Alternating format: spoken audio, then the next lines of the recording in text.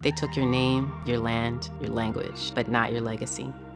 Reclaim it at AfricanAncestry.com. First of all, when somebody gains weight, someone is really just simply living unhealthily. And all one needs to do is to strive to develop a healthy lifestyle. And you not only lose the weight, but the weight doesn't come back because you want to develop a lifestyle, not find some drink to take off the weight and then gone back to what have you. But, you know, and there are so many other factors that play a role in terms of the management of your weight, like your sleep. You know, a lot of people are overweight because of lack of sleep. People, for example, who work on shifts, who do not get enough sleep, are somewhere between 27 to 70% fatter than people who are sleeping at night, who have similar lifestyles, except for the fact that they are sleeping at night. And this is just because of the hormones and so on, which they do not get when they are working on shift. So, you know, and then exercise, you know, no matter how you drink or eat, without that physical activity, which is burning the calories, then, you know, losing weight can become an elusive experience, you know. But if I were to then consider all of that and then try to answer your question, I would say then you would want to have stuff with fiber in it, stuff which is going to fill you up.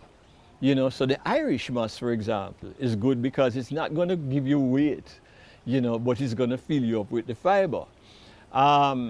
Your fruits, you know, natural fruit with lots of fiber. So instead of just squeezing the juice out of the orange and drinking that as a fruit juice, you want stuff with pulp in it, like the mango and the papaya and all of that, the watermelon, even with seeds in it, and just blend up, right? You can strain, but not necessarily to a very fine sieve, you know. So you get this fiber which helps in filling you up. And then, of course, the fatty stuff, one of the best fats to use to manage your weight is coconut.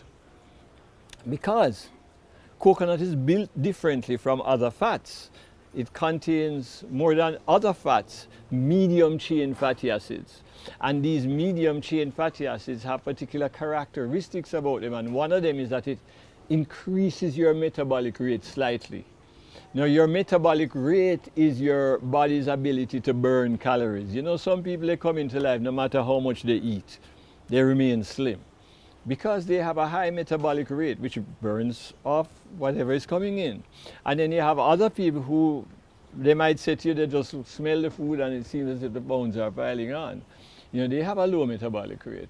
So, you know, what's good for the goose is not necessarily good for the gander. You have to find your own situation. You have to recognize that if you and your partner gets up in the morning, exercises on the same track, eat the same breakfast, rendezvous back at lunch, eat the same lunch, come back at dinner, eat the same dinner, he may lose 3 pounds, you may gain 1. You know, because of the difference in your metabolic rate. So when you eat things like coconut, it'll step up your metabolic rate just a little bit. And the other thing, of course, it has lots of fiber, so it fills you up, you know, and then replaces that other meal, you know. So, you know, also coconut tends not to be stored in the body as fat. You know, it tends to go straight to the liver where it's burnt as an energy source. So in this way, it behaves again a little bit differently from other fats too. So those coconut shakes are great for people who are interested in losing weight.